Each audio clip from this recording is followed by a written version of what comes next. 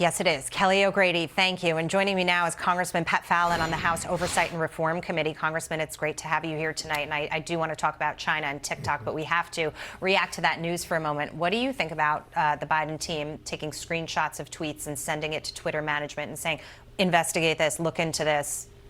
Well, Jackie, it's chilling. I mean, it's literally putting your thumb on the scale. And was it an honest and fair, election cycle when Twitter's supposed to be, a public square platform, neutral, and clearly they weren't? Yeah, no, it is really interesting, and we all are waiting for those details if he's going to release them of, who it was that was orchestrating this within the organization and acquiescing with these kinds of demands. It'll be really interesting to see and how this is related to the Hunter Biden laptop story. It seems like he's piecemeal releasing these tweets. But let's get to the China TikTok story as well, because this is a conversation that is hot right now. These reports that the Chinese government basically was using TikTok to bash Republicans. It's kind of related in some ways when it comes to the Twitter censorship stories, because these platforms, and now we're talking about a foreign government getting involved in influencing the narrative in this country. Yeah, that's frightening. And I think the Chinese Communist government fears the Republican Party far more than Democrats, quite frankly. I mean, look at what President Trump did in 4 years. He actually stood up to China, the first U.S. president to do so in decades, if not ever. And Joe Biden is just putting his head in the sand. I mean, TikTok is being used as a propaganda tool to indoctrinate our youth. And we need, and by the way, look at their terms of service. They have access to your files, to your data, to your contacts, even keystroke patterns that could potentially, compromise your username and passwords. I don't use it, and I would encourage every American parent to get their kids using something else, but not TikTok. And we don't know what they will do it. We just know that they have it. They're sitting on it, and not necessarily knowing where or how this will play out. Even Democrat Senator, Mark Warner, said that Trump was right about trying to ban TikTok. Isn't that something? Yeah, that is something. Trump's right about a lot of things after he's out of office. President Trump wanted to ban TikTok. Senator Mark Warner now says he was right.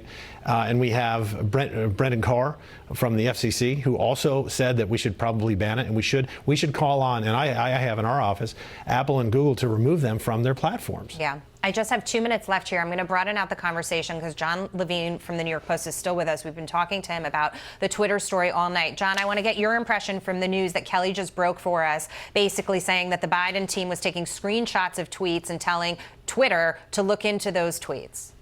I mean, well, that's everything. I mean, this is what we've all suspected for such a long time.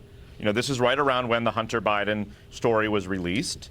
And we see, at the very least, active collusion between Twitter, which censored the information, and the Biden campaign. I want to know who Biden team is. I want to know who their point person was. Who were they communing with?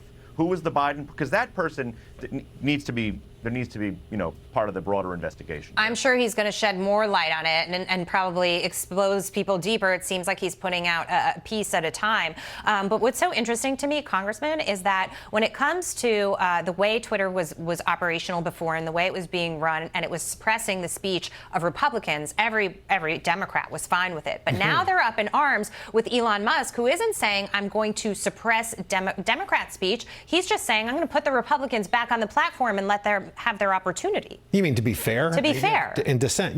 That's the best $44 billion I have ever seen spent, is Elon Musk just even the playing field and let the American people decide when they have accurate and information in truth and context. Right.